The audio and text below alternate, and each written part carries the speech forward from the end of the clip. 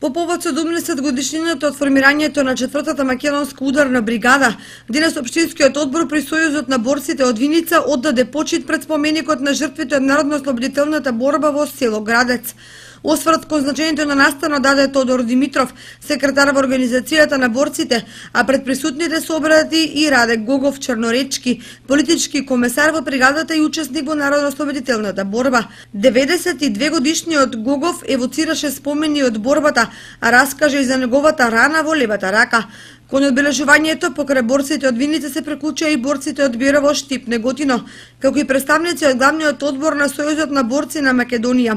Инаку 4-та македонска бригада е формирана на 24 јули 1944 година на Лисец, на планината Плачковица, а ја сочинувале 150 борци и старешини. По формирањето бригадата действувала во пределот на Источна Македонија, во Зрновци, Блатец, Бирово, Виница, Дилчево. Во рамките на операциите за конечно ослободување на Македонија, бригадата учествуваше и во борбите за ослободување на Кочани, Струмица и други населени места од Источна Македонија.